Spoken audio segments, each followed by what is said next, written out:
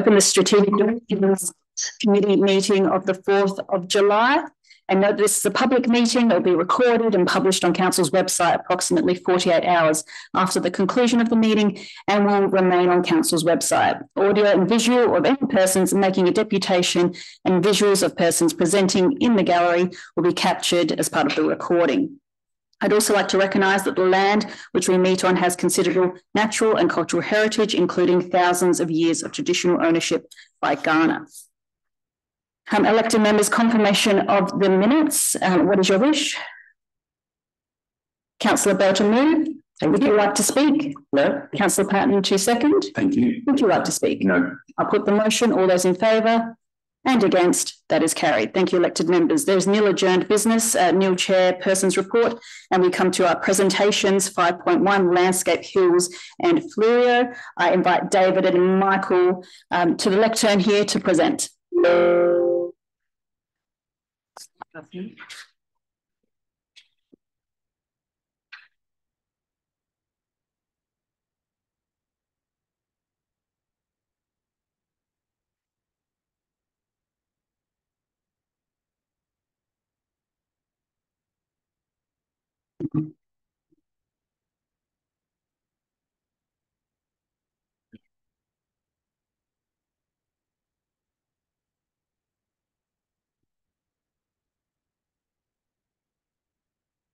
Sorry, I've just lost my notes. Away. Good evening, everybody. I'd like to introduce myself. I'm David Greenoff, Chair of the Hills and Fleurieu Landscape Board, and we're here tonight to give you a bit of information about our role and some of the interesting projects and issues that we have coming up in 23-24. I'd like to introduce our executive leadership team that's with us tonight. Firstly, Michael Garrett, who's our General Manager, and he'll have a few words to say shortly. We've also got Kathy in the audience, in the gallery, who's our Manager of Business and Governance, and Ben De La Torre, who's the Manager of Landscape Operations. Our Manager of Planning and Partnerships Engagement, Wendy Telfer, is unfortunately an apology tonight. She would have liked to have been here. The Landscape Board, I'll quickly introduce you to the Landscape Board. The Landscape Hills and Fleurieu Landscape Board is a 9-member community-based board. It's appointed by the Minister of Climate, Water and Environment, and we're very closely engaged with our communities. It's a very good skill set and knowledge across the board, and they come from right across the footprint of the board from most of the districts. In February, a number of us were reappointed to the board, which are the smaller, and we've got 3 new members who I'll just quickly introduce. Leo Mufford brings to the board expertise in strategic governance and planning. We've also got Keith Parks, who many of you might be aware or familiar with, who's the Mayor of Alexandrina Council and has been since 2014. And then we've got Becky Hurst, who is very experienced in community organisation and collaboration. It's a well-engaged board and very tightly connected to their communities. I guess the board's role is to act as a regional facilitator, a catalyst and a partnership builder. We support and align the great work that's being done by so many within our communities, and we try to foster and grow local capacity to help share knowledge with the stakeholders across the footprint of the Hills and Fleurieu. Each board is required by legislation to produce a landscape plan, and our first plan was released in 2021 after considerable community and stakeholder engagement and quite a deep engagement. It sets out a vision and priorities across 5 priorities for the region, and it looks at ways that those priorities can be brought together in partnership with land managers, local government and community to achieve the plan's outcomes. We're very proud of our plan, and we think that it is taken and read by many in our community and taken on board. The plan has a vision, and it's a region inspired to protect its uniquely biodiverse and productive landscapes into the future. It's a broad vision, but we believe that the Hills and Fleurieu has got a very biodiverse and productive area across the footprint, across the region. But it's not a zero-sum game. It's not just about biodiversity or productive landscapes. They work together. And within the plan, we've got the 5 priorities that we've set: climate, water, nature, land, and community. And within those priorities, there's some 17 strategies and 55, Michael, 54 actions that we can look to work with. And you can be assured that our staff are working with your staff in delivering across here. But there are many opportunities, and we'd like to always consider other opportunities should you see them, where we can collaborate, work together and align our actions so as we can actually achieve the goals of our plan as well as your plans going forward. The strategic plan is on our website if you'd like to have a look deeper into that, because we don't have time to go into the actual plan tonight, but we do have some hard copies here tonight. If anybody would like a hard copy, we can leave some behind, so please let us know. But please have a look on the website. And also, if you'd like further information on perhaps the board members that I didn't talk that much about, all of our board members' bios are on our website as well, so please have a look. I'll hand over to Michael now, who will actually run through some of the projects and strategies that we've got planned in the business plan for 23-24. And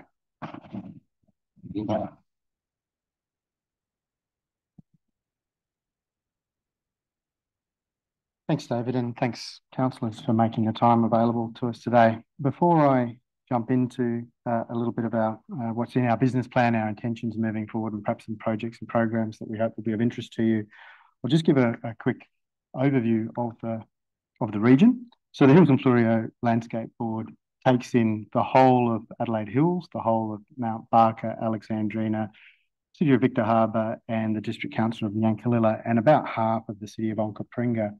The boundary there, it's a bit hard to see on the screen, but our boundary through the middle of Onkaparinga basically follows the Onkaparinga River main channel and follows, so we're south of that main channel and everything east of Main South Road down to about Sellex. Coincidentally, I think that aligns pretty closely with your Southern Vales ward. So the area is 660,000 hectares, and about 2/3 of that is our land area. The rest of it is marine and lakes. And we are home currently to about 130,000 people, but that's growing rapidly. And you can see on the screen, you could name a number of really rapidly growing centres. We're one of 15 biodiversity hotspots recognised across the nation. We've got 17,000 hectares of conservation reserves. That's in the public estate, not counting private covenants and the like. We have 3/4 of South Australia's bird species endemic to the region and half of its native plants. So I think in every dimension, we're a really critical conservation biodiversity region. But we're much more than that, of course. We produce world-class food and fibre. If you count wine as food, I guess we do usually when we say that sort of thing. We're a highly productive landscape, and across the whole region, the breakdown is about 62% grazing, much of that in Alexandrina, about 30% cropping, 4% horticulture and viticulture, with the remaining being 10% crown land and about only 3% urban. Importantly, and important for the last slide I'll talk to, about 85% of that land area, of the land area in total, is held and managed. Sorry, I'll start that again. 80% of our region is privately owned. So of the whole region, 85% is in the hands of private land managers.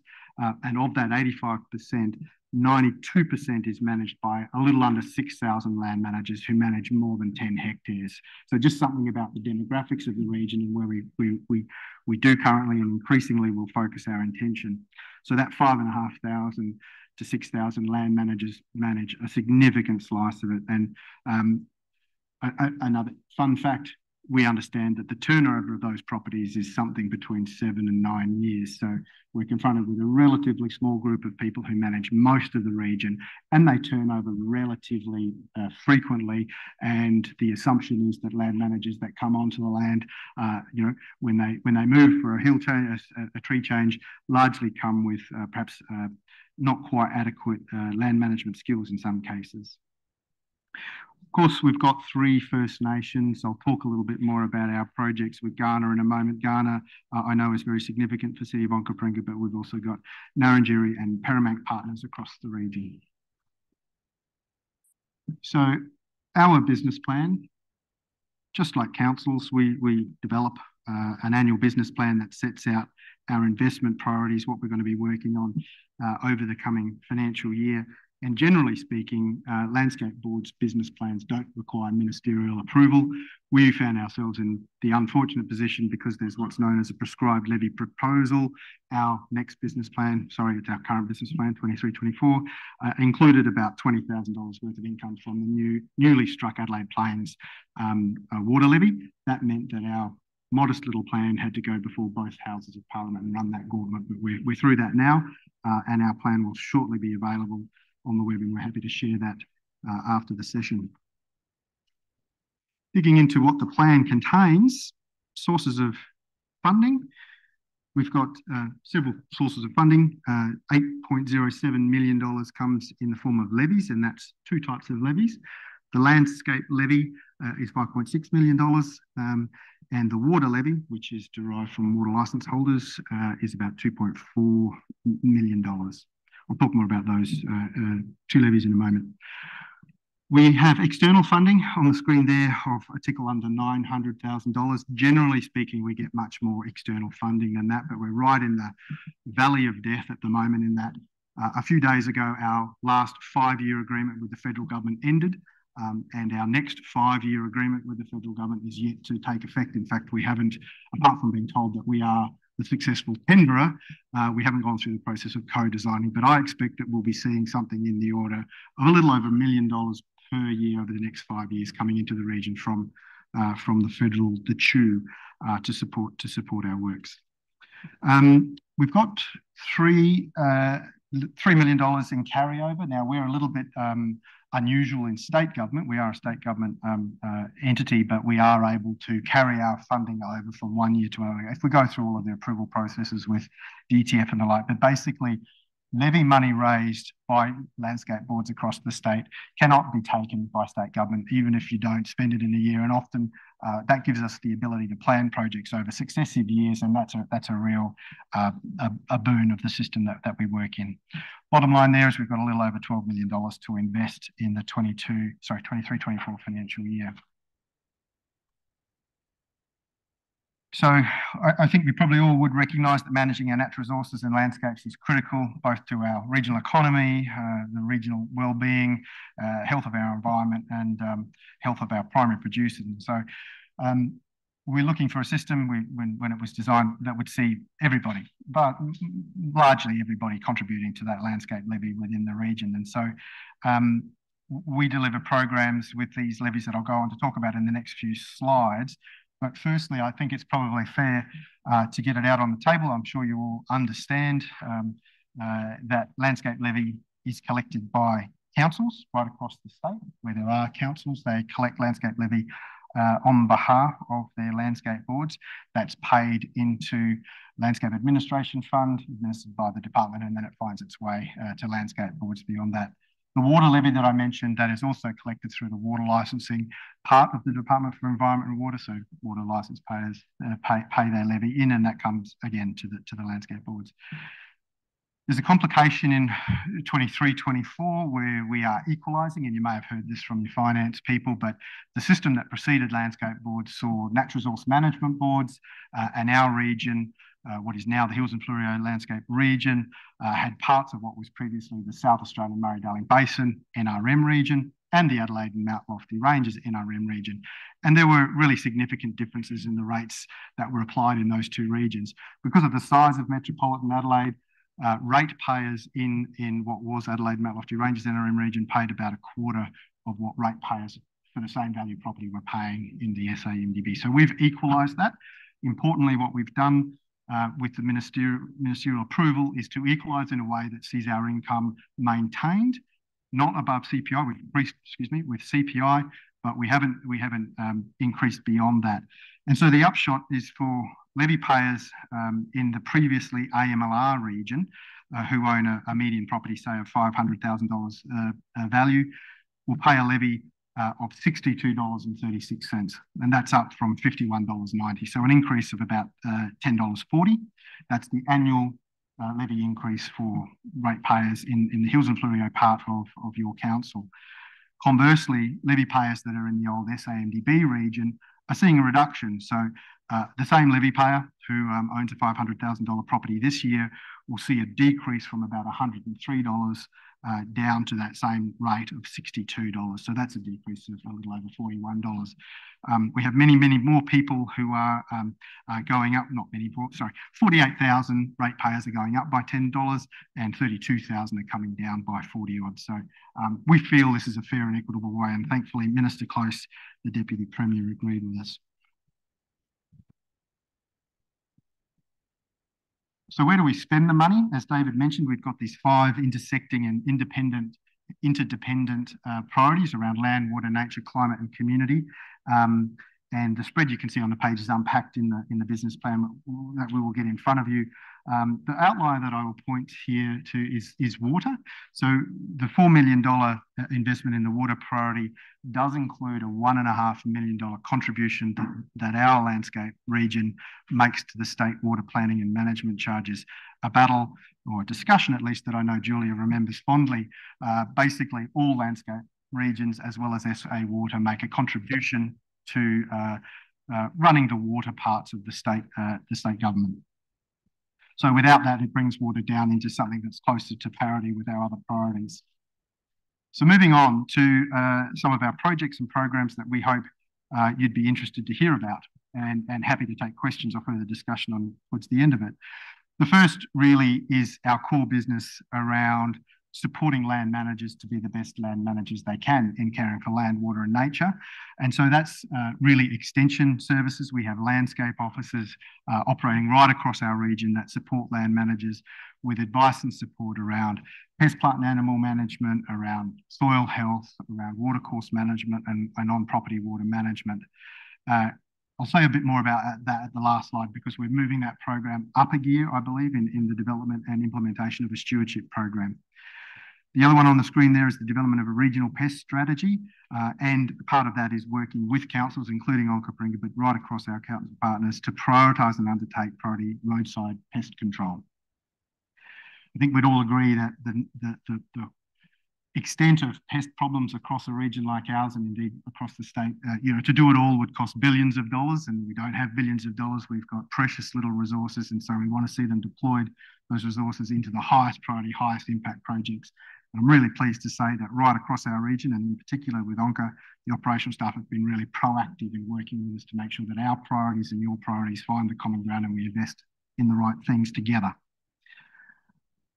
The last one on the screen here is our regional grazing pressure management program. We don't make such a big song and dance about this, but it's one that I know our staff and board are really proud about. We undertake control programs largely on feral herbivores that are degrading our natural values and productive values in about equal measure, I would say.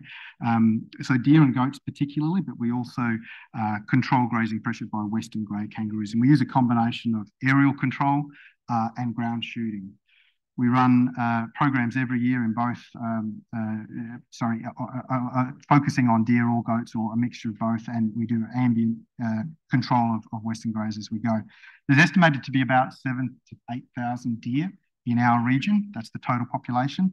And in the last 12 months, working with our partners, particularly PIRSA, we've taken out 3,466 deer from the region. So that's a really good knockdown with some extra resources that have come from the feds through PIRSA. And I'm feeling really ambitious that we can get both deer and goats to I'm not going to claim we'll get the last deer or goat out, but I think we'll get them down to functional eradication, which is where the population is so low they're not replacing. Of particular interest to you, I think you might have heard that our most recent Mount Bold operation, which took in obviously the Mount Bold Reserve vegetation as well as Scott Creek, with 20 hours flight time, we took out 325 deer and only saw 5 goats, but we got all of those as well. So that's probably an indication of the effort we've put in over preceding years to get those numbers down. Moving on to water. 2 of our most important water initiatives, first and perhaps most importantly, is the review of the Eastern Mount Lofty Ranges and the Western Mount Lofty Ranges water allocation plans. These water allocation plans, or WAPs, set the rules and limits for water licence holders, that's surface and groundwater, and really is the tool that determines who gets what, when they get it, and making sure that everybody gets their fair share and no one gets more than their fair share, and that includes the environment. So the current WAPs are both 10 years old. They're at the point where the legislation requires their review. In any case, they were written at a time when climate projections were not taken into account, and we've got a whole bunch more data about how the resource is functioning at the moment. So a really ripe opportunity to review them. It's a 2-phase process. We're required to review the existing WAPs, and we are in the middle of a pretty deep engagement with particularly water licence holders about what's worked well and what hasn't. Once that review is concluded, then there will be a report that the board signs off on and releases. We'll then move into an amendment phase. And I think just given the comments I made about climate change, there's no doubt that there will have to be some amendment to the plans made.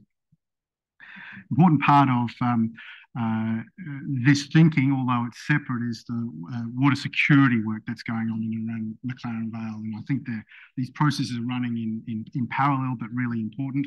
And credit to City of Onkaparinga. I believe it was your, is it called Change Champions? Your Champions of Change, the program that brought a bunch of people together. That was really one of the programs that got people talking in McLaren Vale about taking charge of this and really working with government to plan a secure water future. So that's probably 18 months in progress, and some really good progress being made. DEW, Department for Environment and Water, now taking a lead in working with the community to develop that.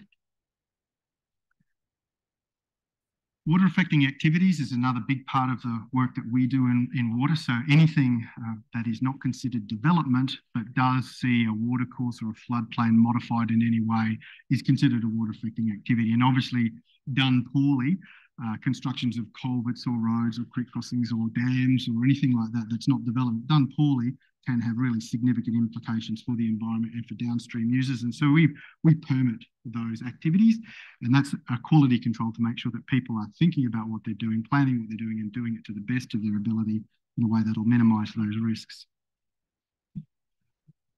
On to nature, and I'm sorry I've lost track of time, but Julie will scowl at me if I'm way over, I think. First one I want to talk about is Seeds for Snapper and our Plover Coast, 2 projects in the coast. The Seeds for Snapper is a partnership with Ozfish Council's Green Adelaide, National Parks and Wildlife, and a whole bunch of volunteers outside of that who collect seeds essentially from the coastline, have them grown up, put into sandbags, and then distributed in a really targeted way back into the marine environment to effectively do revegetation in the marine space. And Seeds for Snapper, obviously because snapper are an iconic species and they really benefit from this, but there are so many species that benefit from having re-establishment of seagrass meadows. So really great project, that one. Our Plover Coast, really taking care of the critically endangered hooded plover. We've got 20 sites across our 160 kilometres of coastline, and we work with a bunch of volunteers, so really dedicated. I think it's okay to call them plover lovers, and local contractors that we use and pay to do weed control in the dune work, rabbit control. We've also got community nurseries growing 20,000 tube stock of local native spinifex to put back. And the 10 coastal community groups that we work most closely with will plant those out following weed control in the next season. Other threatened species work that we do across the region. We've got a fantastic project in the Central Hills, a little bit out of Onkaparinga, perhaps a little touches into Onka, maybe Blewett Springs kind of area. The Bandicoot Superhighway, funded by the Foundation for National Parks and Wildlife, and some federal money that Rebecca Sharkey managed to secure for us. So $500,000, invested in habitat augmentation, habitat repair for threatened bandicoot work. We do other work with southern bellfrog. We've got an assisted reproduction, actually harvesting sperm from the threatened southern bellfrog and having that in cryo storage to do some assisted reproduction when the conditions are right. But probably the most significant project that we've got underway in terms of nature is the recovery of Mount Lofty Ranges bird species. So we've got 2 suites of threatened bird species in the Mount Lofty Ranges, the woodland birds that are in those drier eastern ranges, sort of heading down into the Murray, and then of course the heathland birds that are more likely to be in your region and in southern Fleurieu around Deep Creek. We've had a long-term project underway of habitat reconstruction. We've put 50 hectares of heathland revegetation back and many thousands of isolated paddock trees to support the woodland birds. And we're very, very hopeful that we can scale this up and get people excited to participate and help fund us, put those trees back in the environment, put that habitat back where it's needed to support the species. So we're very evidence-based, and our ecologists, we've got an incredible team of ecologists who have identified exactly what needs to go back where in the landscape to have those beneficial impacts on those threatened species. So that's some of the most exciting work that we do. On to climate, moving quickly. We have a climate-ready agriculture and new markets project underway, helping primary producers to audit their emissions footprint and support them in understanding these emerging markets around carbon and biodiversity. Carbon markets have been around for a little while, but there's a whole lot of noise and steam around biodiversity markets, and helping our land managers who can access this as a way of sort of resourcing the habitat work that we hope that they do, or the landscape management work, is a really key opportunity for us moving forward. We've got a net zero emissions project underway. We work with the Southern Hills LGA. I know Onkaparinga is not part of that network, but Southern Hills LGA runs the Resilient Hills and Coast group, implementing and reviewing the adaptation plan, and we make an investment into that and think there'll be some really great work coming forward. Just as a note, we as an organisation have a net zero ambition, a target at the end of our strategic plan, so 2026, to be carbon neutral in our own operations, and that's going to be a challenge, but we're confident of getting there. It'll be through a combination of changed behaviour, looking at it. We've had all of our emissions tracked and so on, but we will probably have to put some offsets in, and those offsets we're very confident, and the board is very committed to doing offsets in a way that sees local habitat created at the time and in the way that we are sequestering carbon. Community, working with First Nations, as I mentioned, I know Ghana is very important in the Onkaparinga area. We're working with the Ghana Yurta Aboriginal Corporation at the moment. We've provided some resourcing and some human resourcing to help them kick off their first Healthy Country plan. Ghana were engaged in the establishment of our plan, but I think it's fair to say that a First Nations prescribed body corporate writing their own Healthy Country plan is a much more powerful thing, and we'll be absolute partners with Kayak in doing that. It's not to say we don't work with the other nations, but we're just at a particular point, an exciting point with Ghana, where for the first time they're going to develop a Healthy Country plan. We offer grassroots grants. We've just finished administering our 4th round. We've had 3 rounds previously that are concluded. Grassroots grants are legislated. There's a minimum investment required of landscape boards across the state. It's a proportion of your levy income, and for the last 3 years, it's been at around that $250,000 that we've had available. It's in 2 tiers. The first tier is up to $3,000 for fairly straightforward, short-term, one-dimensional type projects, and up to $20,000 for projects that are more complex, maybe with more partners and over a longer time period. Over the first 3 rounds, we've supported 120 projects. Nearly $750,000 have gone into that. City of Onkaparinga have seen 17 successful projects, and that's seen around about $100,000 come into City of Onkaparinga. I'm sorry I don't have the figures for the very last round. We've administered it just in the last couple of days. And the last slide, I just wanted to talk a little bit about where we're going. So we were the product of a machinery of government change, and we've been delivering programs that pre-existed the Hills and Fleurieu Landscape Board, and we're now at a point, come the 1st of August, that we're going to structurally realign ourselves to have more people, more of our officers dedicated, what we're calling stewardship officers. They'll be taking that extension role. Their role will really be to work at the local level. So these stewardship officers will each have a patch, I'll call it for the moment, where They get to understand the local issues. They get to work with the local land managers and their networks to connect them to the information, knowledge and resources that they need to do the job of caring for the landscape. So I think this is going to be a key program.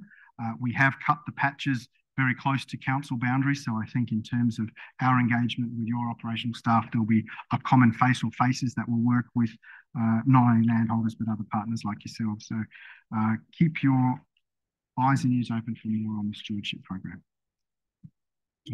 Thank you. I'll open up to elected members for questions. Deputy Mayor Fisher. David and Michael, first of all, thank you very much for the presentation. I, for one, are very excited by some of the issues or some of the community programs that you've got in place. So you did mention figures a minute ago. So if you're unable to answer the question, I will direct it to staff. Whilst being very excited about the environment, and you can check the rules, as they say, to see where I stand on these sort of things. One of the other things that I do stand on is financial prudence. So I'd like a question, if you can't answer it, to ask the question about ratepayers versus the size of our particular area that you capture within it. So is it proportional, the fees, or is it straight out one for the amount of people that live in the city of Onkaparinga? I may not have understood the question entirely, so I'll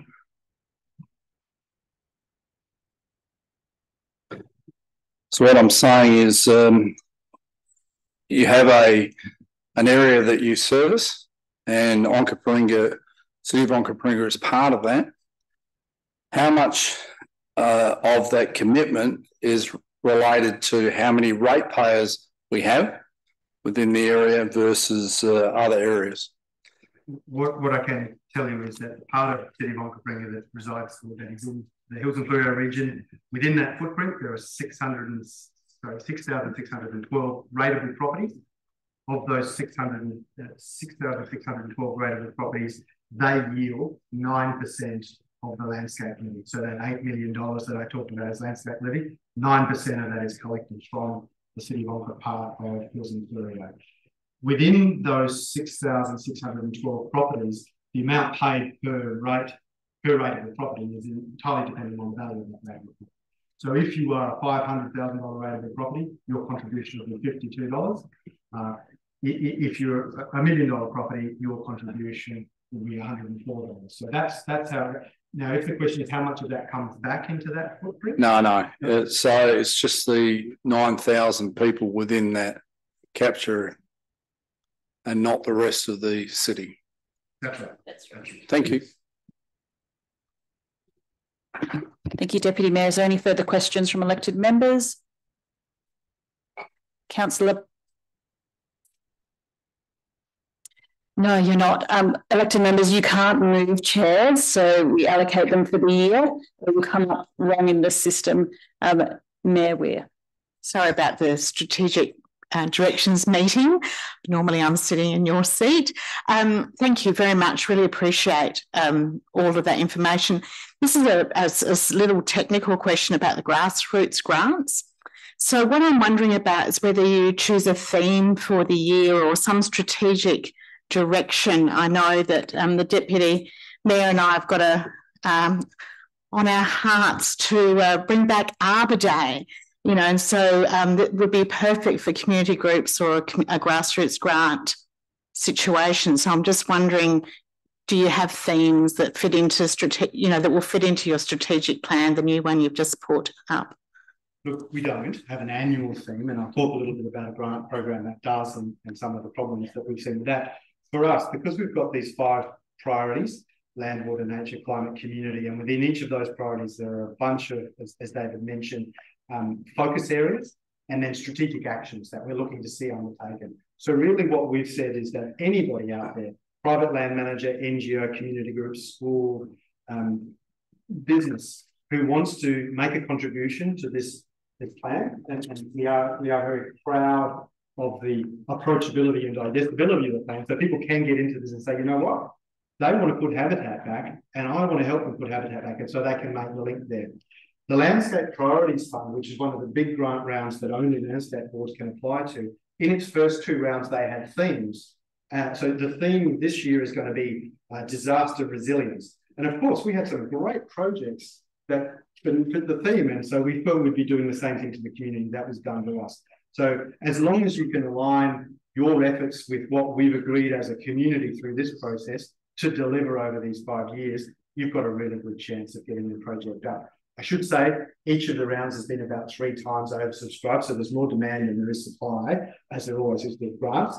But those projects that demonstrate that they've made alignment with the broad strategic plan, that they've got runs on the board, they know what they want to do, they've got a plan and a grant application, they've got the best chance. Councillor Wilkes. Thank you so much for your presentation. It was very informative. My question is just around how you mentioned that one of your targets for land is to try and eradicate 20 weeds by 2023. And I was just wondering, how did you kind of select them, or is that an ongoing, are you going to continue with that sort of? Not in its current iteration. So actually we're coming right to the end of that project. That was the Landscape Priorities Fund project. I'm sorry, I should just say the Landscape Priorities Fund is a system whereby a little bit of the Green Adelaide levy is taken by the Department of Environment and then redistributed through a competitive grant round to the other landscape boards. So it's an equalisation mechanism recognising that Green Adelaide has a huge levy base, you know, it's orders of magnitude bigger than ours. And so this is a way of landscape boards like us to put together projects with our neighbouring landscape boards and put a bid up. So we put a bid up 2 years ago for the project that was cleverly titled 20 by 2023. We took the top 20 new and emerging weeds from the region, those things that were just coming in or just getting established, and there was genuine opportunity to eradicate them. The whole invasion curve of pests says if you don't get them when they're early in that invasion curve, you've probably lost them. We will always have rabbits in the region. We will always have blackberry. We will always have gorse. But there are some weeds that we could knock over. So we put the bid up, working with councils to prioritise those weeds, to identify where they were, and it's had some really great outcomes. I'm sorry to report there's not a lot of eradication, but we've made some really good gains and some really good foundation, and a lot of those project works will be continued through our own levy funding, but that bubble of effort in the last couple of years using the Landscape Priority Fund has helped us break the back on a bunch of things. And it has, right? Good awareness amongst land managers that these are, priority weeds that we can't get on top of. No, thank you. And just one last question from me. What is that you would most like us as councillors to have in our mind as we do the work that we need to be doing? Well, look, I'd really love it if you could crack a book and have a look at our strategic plan. I know your staff have, but just as you're thinking about your strategic directions, and I know you've got high ambitions around getting native vegetation back into the landscape. I know you've got high ambitions around conserving plovers and other species. And if you see points of alignment, talk about it with your staff. We're certainly talking to your staff about that stuff. And I think there's insufficient resources to do everything that we know needs to be done in the environment sector. So the worst thing we can have is 2 players like the City of Untitled and the Hills and Fleurieu landscape working in the same landscape but on different priorities. So let's come together wherever we can. The roadside stuff and the pest management strategy has been really, I think, encouraging, because we can find the common ground. We just need to spend time together and say, well, if you do that bit and we do this bit, the sum of the two is greater than what we would have achieved. So that's all I've asked. Okay, councillors, there's no further questions. So thank you, David and Michael, for your presentation. Thank you. Elected members as nil deputations, I will move to the first report 7.1 Local Heritage Code Amendment Proposal to initiate. Elected members, what is your wish? This is where you press your buzzer.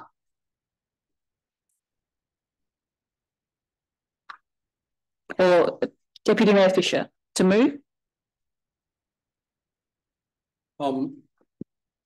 Chair, I'll move the motion. Okay, it's moved. No debate. Councillor Bell to second. Would you like to debate? No, Mayor Wheeler. I'll put the Councillor Wilkes. Question or debate? I'd like to move an amendment, please. I don't need to stand up, do I? No, you don't. You don't. That was just the most bizarre thing I've ever seen. All right. Moving amendment, Councillor Wilkes. I'm going to remove 2 of the properties from. Go ahead, Councillor Wilkes, to move removing 13 and 14. Correct. Perfect. Councillor Wilkes, would you like to debate? Yes, I would. Go ahead. Okay. So both of the properties highlighted there. Oh, sorry, you've changed it because 13 and 14. They're removed now. They're out. Excellent. Cool. I'll just double check. Yep, 13 and 14. Okay. So they still, I believe, I'd like the chamber to agree with me, that they still reflect in the Local Heritage Planning Act A, B, and D, which is A is displays historical, economic, and social themes that are important to the local area. B is it represents the customs or ways of life that are characteristics of the local area. And D, it displays aesthetic merit, design characteristics, or construction techniques of significance to the local area. So both of these properties are on the main street of Port Noarlunga. The street itself is a high street. They are beautiful old buildings that, as you come off the roundabout, they are the first 2 that you see. They number 21. So that they are an integral part of the street. The reason they're on the list is because of their age. One of them is dated 1910 and one of them is dated 1929. So both of them were on there for that reason. Now, 21 Gawler Street, I can direct everyone to page, oh, sorry, it was in my own little thing. But it says on there, it appears that the building was extensively rebuilt in the mid to late 20th century. The masonry elements were reconstructed in brick and corrugated steel sheeting replaced the original parapet gable. The timber framed veranda with corrugated steel cladding is also replaced. So I've looked at this building. The brickwork they're saying is replaced is actually FC sheeting. So that has to be stuck to something. So personally, I'd like to know what's underneath that FC sheeting, and I wouldn't be surprised if the original walls are still there.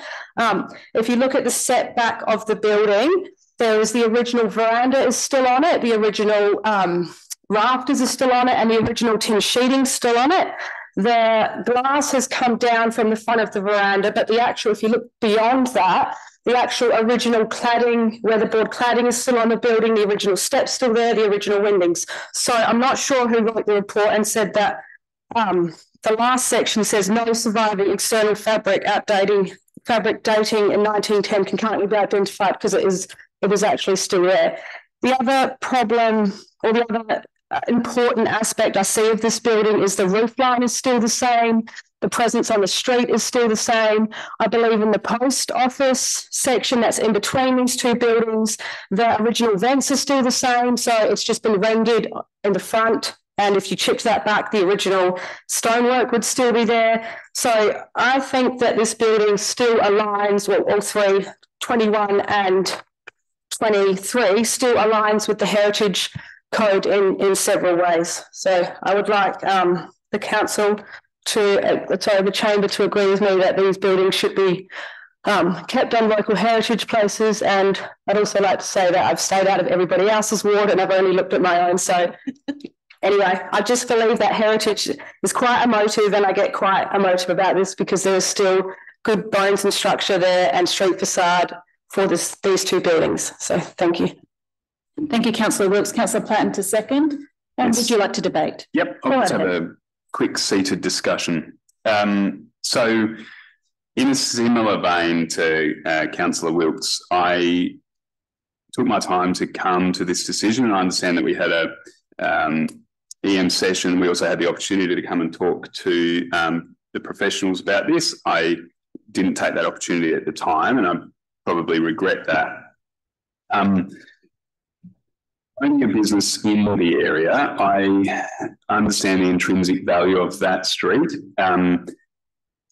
The profound moment when 24 Saltfleet Street started to be pulled down, and the locals in the area absolutely outraged that one of their buildings that wasn't listed was able to be demolished, has cemented in my mind how important it is to keep heritage listing on buildings that have previously been listed. These buildings have a protection that is not afforded to most buildings in the area, and I think that we have the opportunity to stop that protection being removed and keep what is an incredibly important part of Port Noarlunga protected.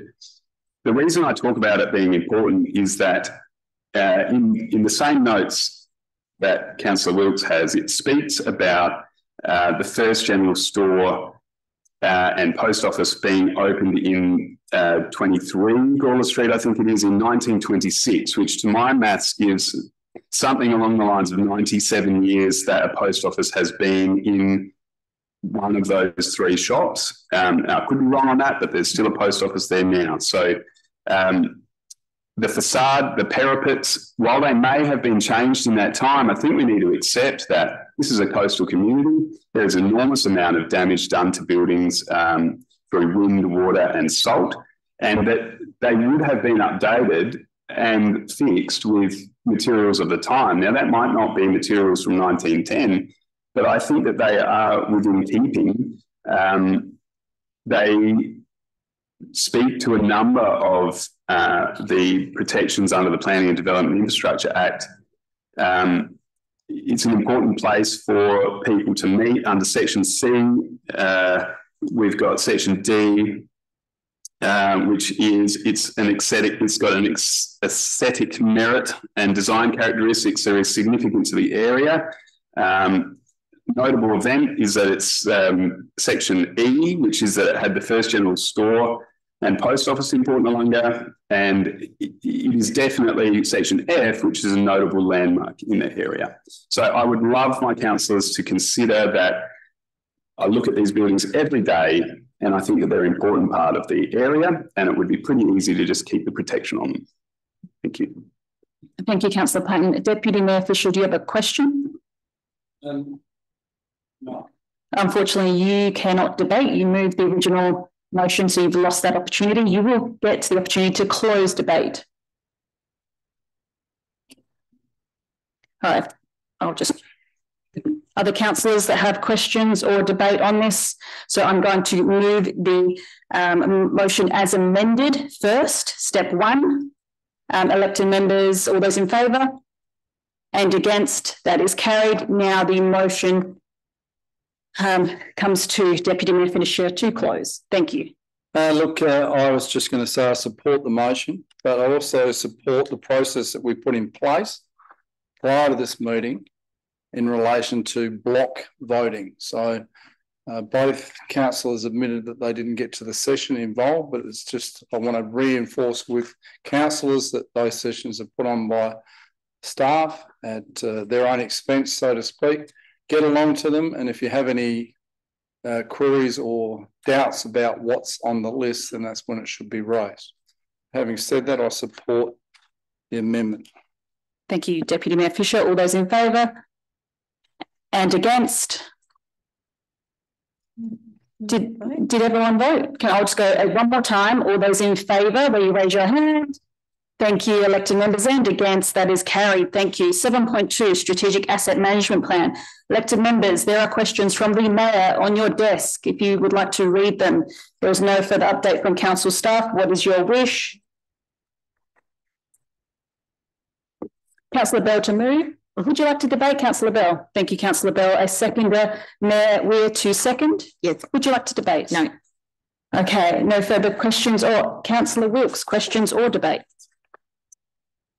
I would like to say something, so I guess that's a debate. Go ahead.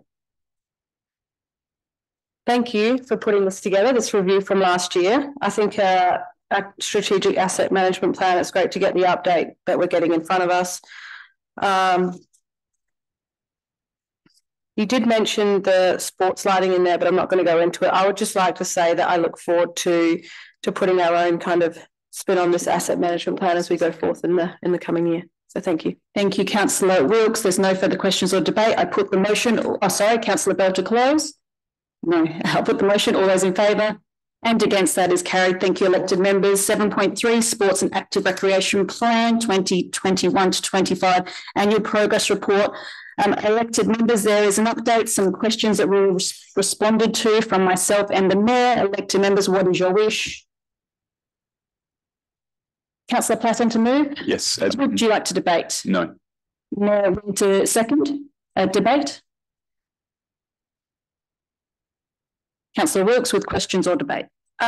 Debate, please. Go ahead. I just wanted to point out on page 38 of the agenda, I think it's really great that council have pointed out under financial implications that they're experiencing high demand from sporting clubs for new and significant upgrades above council's levels of service. This is placing significant pressure on existing sports and the active recreation capital works budget. So I think this comes from, this is my personal opinion, from the demand for sport in the community. So I think just wanted to highlight that point, because as a chamber, I think it's really important that we take note that, you know, sport is really important to our community. People love getting involved, they love being out there, and that need is growing, and our facilities in some cases are only getting older. I mean, we are providing some new ones, but I think we should definitely be keeping our finger on the pulse with the sporting facilities and recreation. Thank you. Thank you, Councillor Wilkes. No further questions or debate. Councillor Platten to close.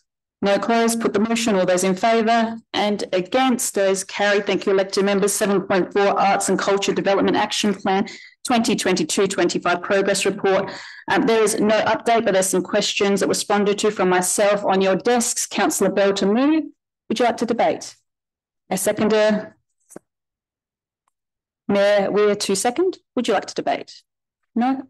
Councillor Wilkes, questions or debate? I'm going to say something again. Go ahead. And it's kind of around, I suppose it's actually a question, but it's just pointing out that art on Saltfleet Street, and that saying that I think that's a really good, you know, this is a arts and cultural development plan. Is that included? Is that art on Saltfleet Street that is, you know, only reflective of European settlement and not, is that included in this plan? Can you just speak to that, please? Yeah, good evening, members. Yeah, I can confirm that we have a project and capital works project for this year for the upgrade of the public art in Saltfleet Street.